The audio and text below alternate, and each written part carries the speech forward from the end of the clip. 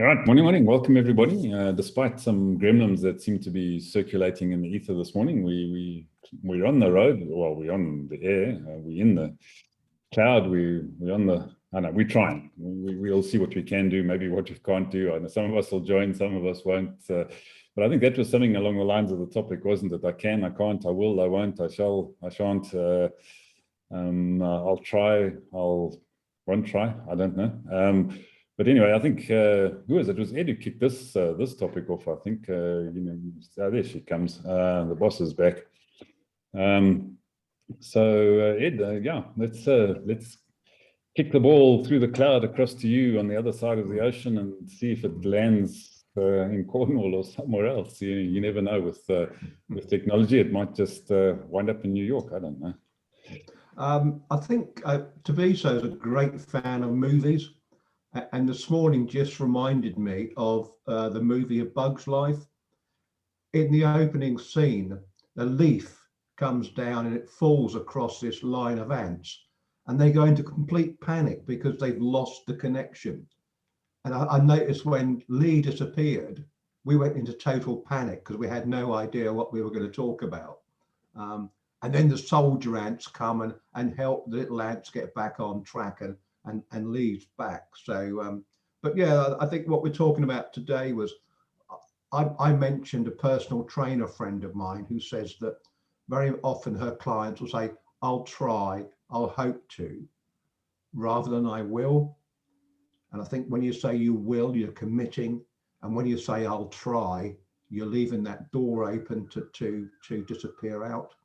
And you're giving yourself an excuse to fail. I think it's the words you use, isn't it, that influence how you behave. And if you say, I'll try, you're not going to succeed because you're giving yourself an excuse to fail. It's quite interesting, actually, when we talked about, and I'm going to do a Trevor here, when we talked about try, I immediately thought about rugby, a favourite game of mine. And when I was a schoolboy, about 15, we had a visit from an American school, and we played them at American football, and they killed us. And then they played us at rugby. And there was this American boy.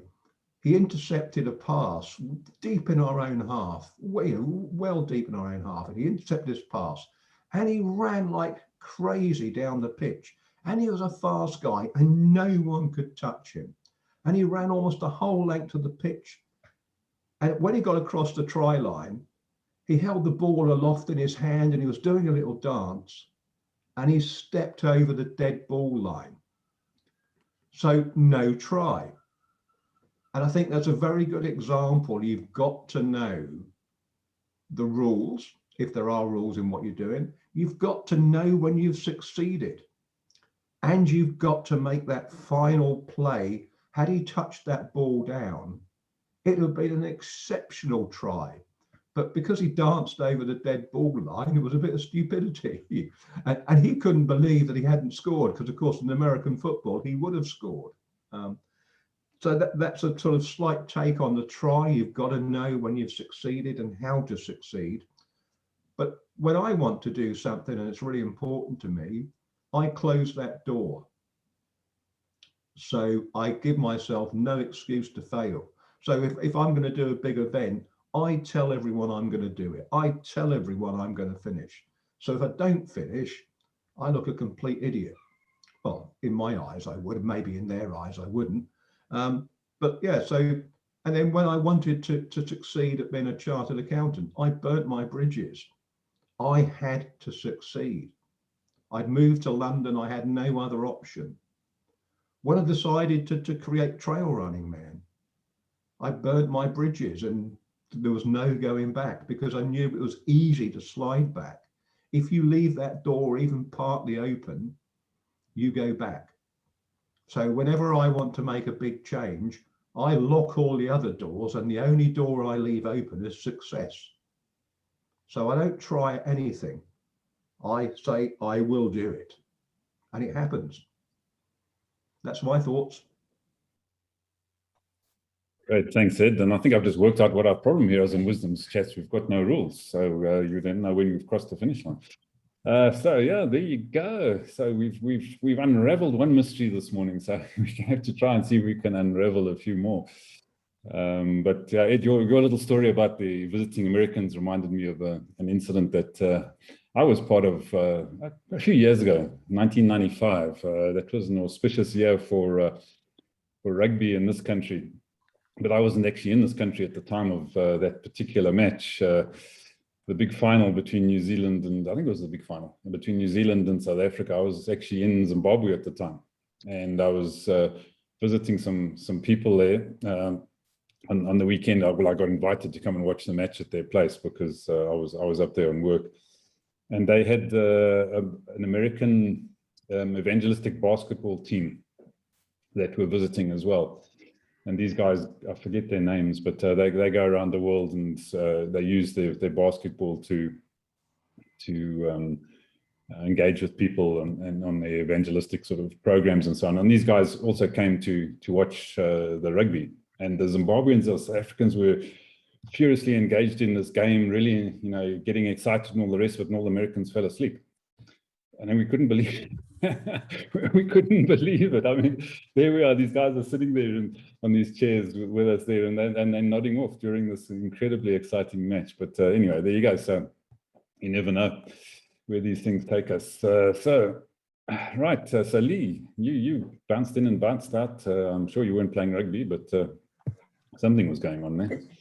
Yeah, joys of load shedding. But made a plan, so back on track. So Edward, yeah, I picked up the theme from what he was talking about yesterday, and whenever I think about try and do, I always think of and Edward, sorry, it's a movie reference to and I was going to say Star Trek, and I know Ivan's going to not wrap me over the knuckles, because definitely not Star Trek, it's Yoda, Star whatever. And Yoda says, no try, only do. No try, only do. And that's I wanted us to talk about some of our stories around how has that worked in our lives. And I know there are definitely moments when I have set my mind to something, as Edward was saying. And I don't think I framed it in terms of I can't fail, but I will do everything I can to make sure I get this done. And it could be anything from learning to drive a car to climbing a 20-foot wall, to being told that I wasn't very good at sales and negotiation facilitation, and picking, saying inside I didn't say it out loud, but inside myself I said, well, I'm going to prove that wrong. and doing everything I can to be the best that I could be in that field. And so there's this, I think in all of us, there is I don't know, it's like a pit bull or something that says, if I put my mind to it, if there is something that I believe in or want or trust that I can do, and I'm going to do everything I can to make it happen. But there are things where I have done that and I failed. Network marketing is one example. 3 years of my life, dogged determination, following all the rules, Edward, because it's a very structured process, and following all the rules and spectacularly failing. And I don't blame the system in any way. I take full responsibility for the fact that I did not do that well. I learned a lot, I grew a lot. So it wasn't a failure from that perspective, but from a business perspective, it did not work for me. So there are things we can do with all of our heart, soul, mind, and strength and still not make it happen. And sometimes we have to let it go and just say, you know what, for whatever reason, I couldn't do that, or I wasn't able to do that, or that wasn't for me, and to forgive ourselves and to move on and to try to do something else. I was going to say try something else, do something else. And I did. I moved on. I did find something else, and I did make it happen. And then the last thing I want to say is there is a difference between I will and you make it happen. I will and I can and I do and I did. And there's a difference, and compared to I won't. Because I won't is also a choice. It's not I'll try. I won't is a decision, a choice, and that one that we need to decide on with discernment, understanding our choices and our strengths and our weaknesses. And I say that because when we spent 3 months in the States when our kids were about 10 and 8. And I said to my husband before we left, I will not drive. You will be driving for 3 months. So he was very clear about my choice, and I was very clear about my choice. And there were some times when it wasn't easy for him, but I stuck to my guns and I never went back on that decision.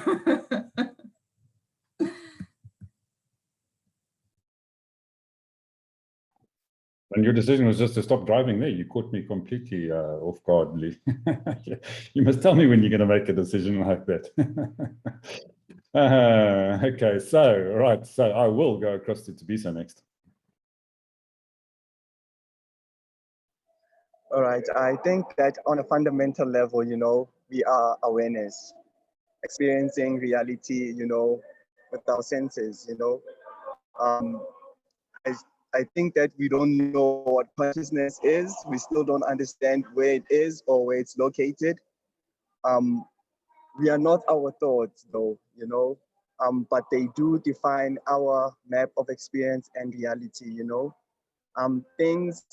thoughts are actually things that come and go, and they are detected and modulated by the mind, the mind is kind of like a receiving station for all your thoughts,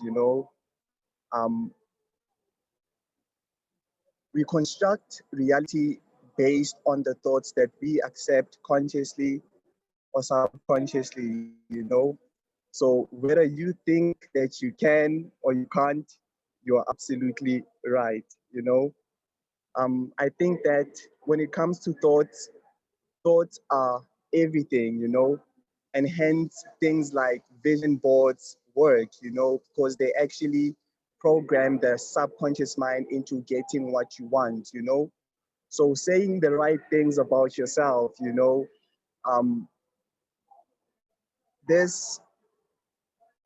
it gets reinforced, when you say good things about yourself, the universe actually reinforces this, and what you actually say about yourself actually translate outwards, and you actually see what you were thinking about, and you actually be what you are thinking about.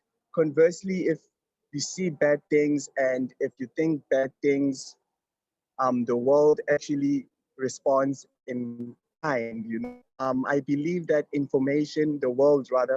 believe that everything is made of information, and everything is constantly vibrating, and reality is made up of our most dominant thoughts.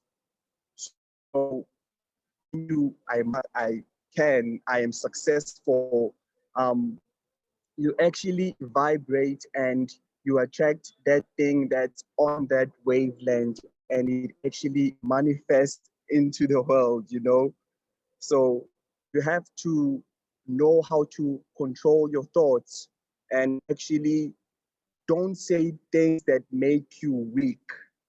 Yes. Yes.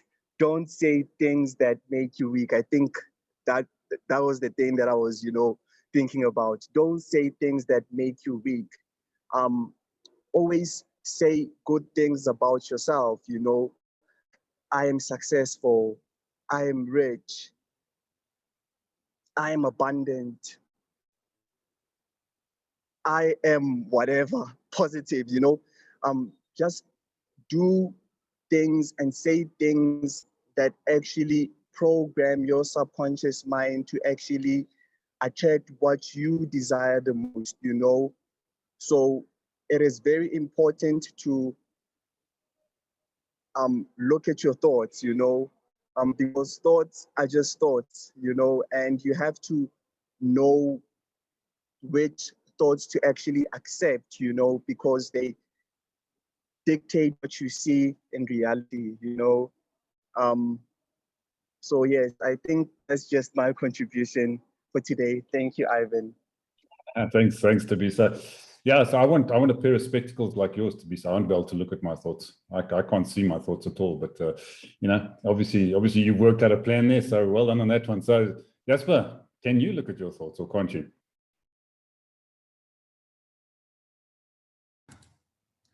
Yes. Well, the one thing I can agree is that the biggest battle that we all are fighting on a daily basis is the thought world. What thoughts do you allow in your head to dominate and to dwell on? Because somehow I think it's just our makeup that we need to think about something, and we are so bombarded with the negativity around us that it can so quickly get hold of you, and what could have been a great and productive day can become a miserable day. And not because anything in the outside has changed, but because the inside has changed. And I think that is a battle that I'm daily and constantly and hourly and by minute I'm aware of that. But just from the initial things about saying I will versus I try or I'll do, and some of the comments that was made, the reality is, and we said it a lot in the community chamber meetings, that the rules have changed. We just don't know what the rules are now. So it's this collective trying to figure out the rules that that keeps us busy, and we all try and pick up the threads from where we come from, because you always work from a point of what do I know, what do I understand, and do I see something that fits my frame of reference. And now we each pick up a thread of the rules, and then from there we try and follow the rules, and we come up and make up the rules almost as we go, only to find out that we misinterpret it, maybe wrong, or it might be true for a while, but it's not the total picture. So it will still be a while before collectively we have come to ascertain what is the new set of rules. But having said that, I think it's just human nature to try and structure a comfort zone around him, to say, okay, I know the rules within my space. But the reality is we live in a space that's actually a moving target. So what worked yesterday is not working today, but it might work tomorrow, or it may not work. So how do we now find a way to construct a new safe space within this moving target? And I think having these kind of chats where we just throw stuff up in the air and say, see what sticks and what comes down and what floats away, I think helps give clarity.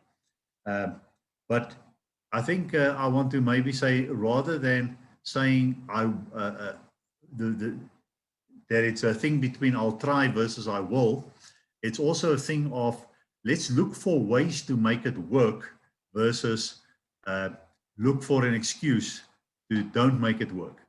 And I think that is the underlying thing for a lot of people.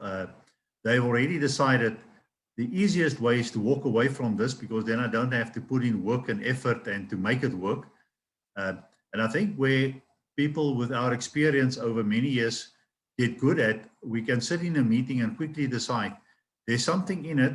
Now let's look for ways to make it work.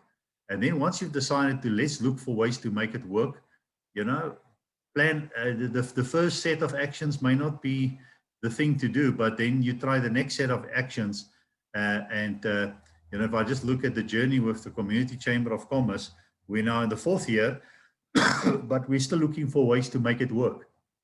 And I think Wisdoms have a similar story. You're looking for ways to make it work, but you're already on how many iterations down the road.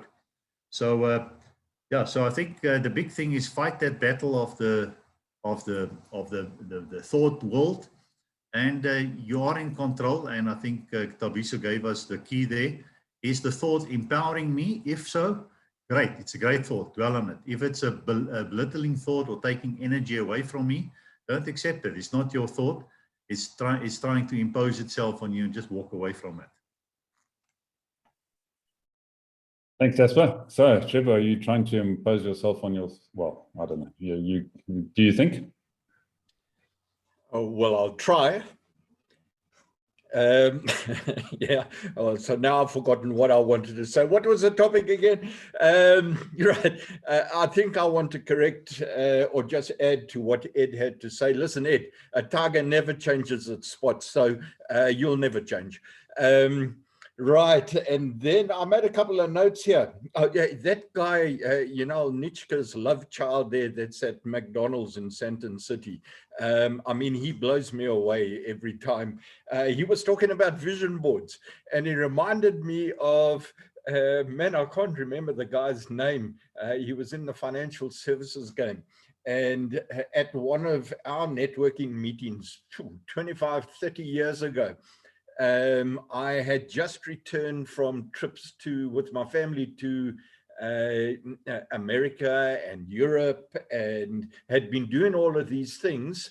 And the guy, as a youngster, actually stood up. He must have been Tabiso's age, probably around 25, 26.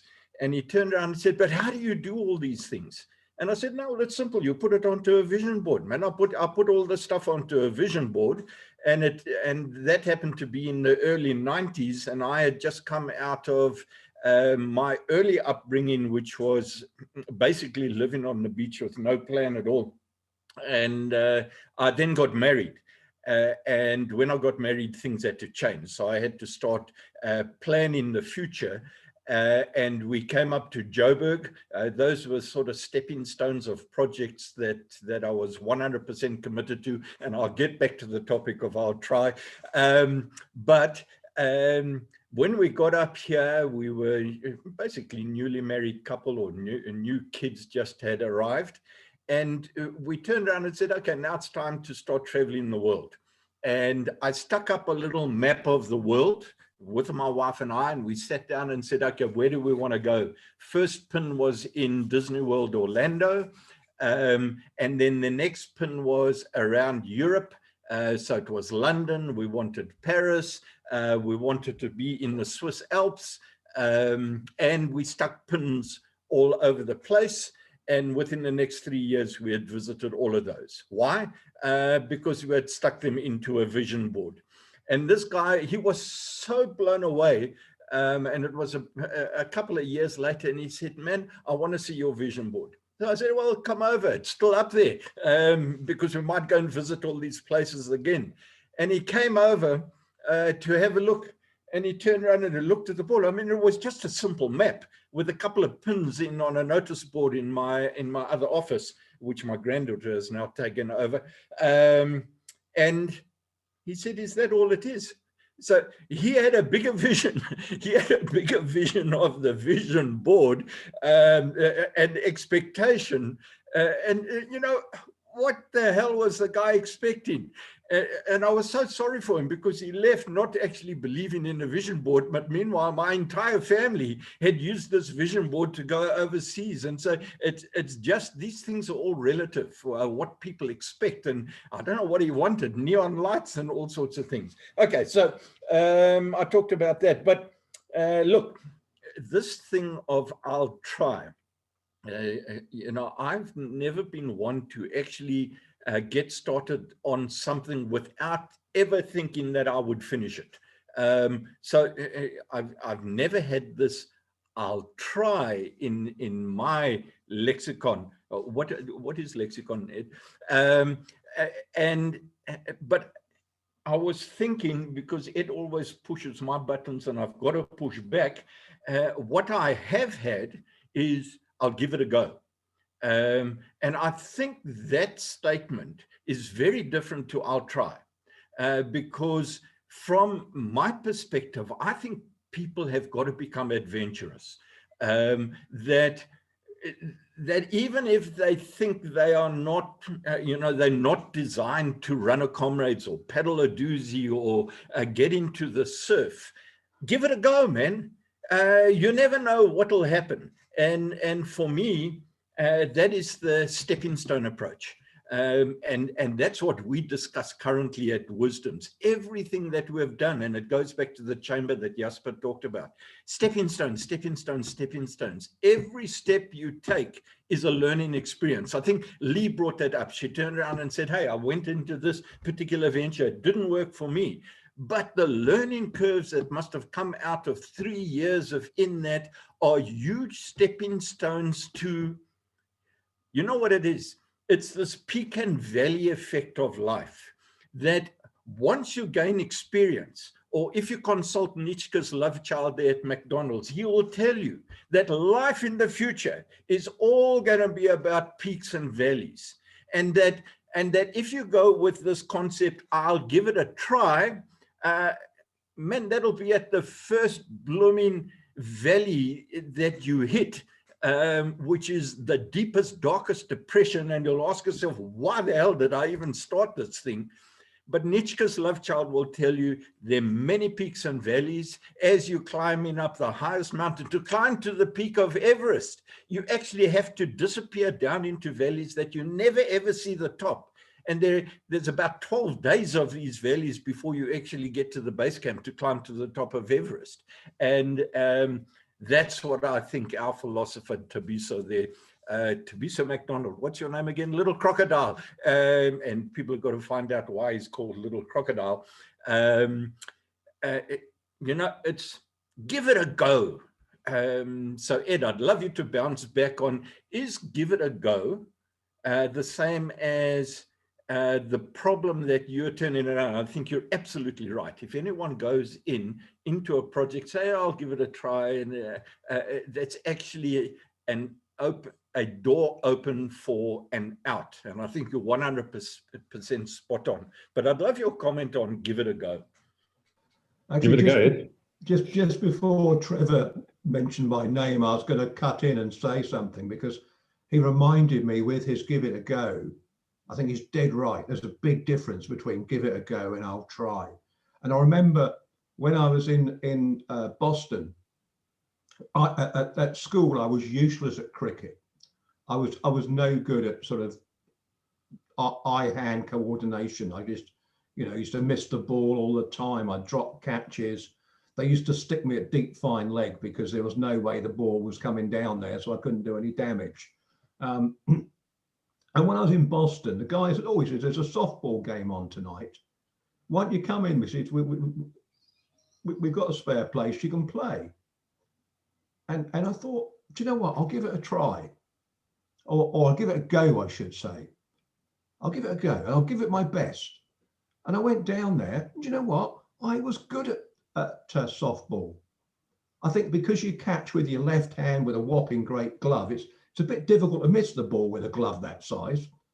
And of course, the way you hit the ball is completely different. It's none of this sort of, poking forward with the bat sort of thing.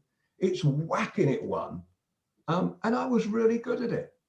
So I think, there was a big difference between having a go, being prepared to get stuck in and do something, and get stuck in with that attitude that you're going to make a go of it. And then I'll try, I hope to, I want to. So Trevor, you're right. There's a big difference between having a go and, I know it's unusual to say, Trevor, you're right, but, sometimes credit when it's due. Sometimes I'll try and give Trevor credit, but, really I can't. Yeah, it is an interesting topic, because at the end of the day, it just comes back down to mindset, doesn't it? And then some people have the mindset and others don't. And Yeah, I think I've pretty much been the kind of person, when you start something, you just go for it. You work out the knots. So, you know, you might complain occasionally, you know, Trevor, why the hell are you making me develop websites or something like that? But, you know, but you give it a go, and you try, and eventually you get there. And then you can develop a sort of something that's half decent, you know, after a while. And, you know, 10,000 hours to be so overnight success, you know, these things happen quickly. Just depends on how you think about them and whether you can see those thoughts. But if you can examine all of that and give it a go, you know, you might find out that you're quite good at it, and you quite enjoy it. But I still hate websites. But anyway, so yeah, we won't go too far down that road. But yeah, another saying of a friend of mine was, you know, what's the definition of commitment? And I think that's what it comes down to. And the definition of commitment is consider it done. So if you make a commitment to yourself, to anybody else, just consider it done. Don't have to follow up, don't have to chase.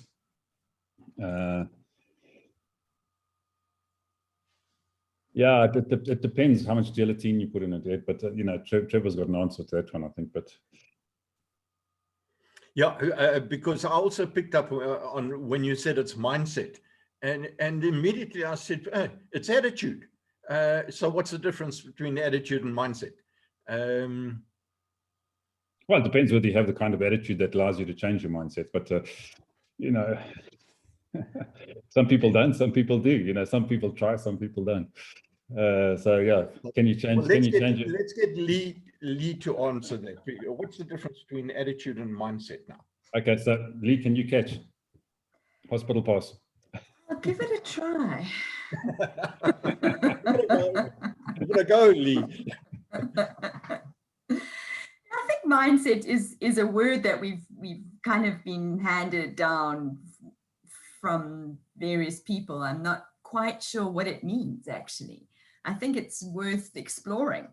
So if I can just take that pass and pass it on to our next discussion, which won't be tomorrow, but might be Friday, because I think that's a great topic. You know, what is mindset and how does it relate to attitude, and you know, what is the so because I think words do matter, and I think that's one of the things that we've highlighted today.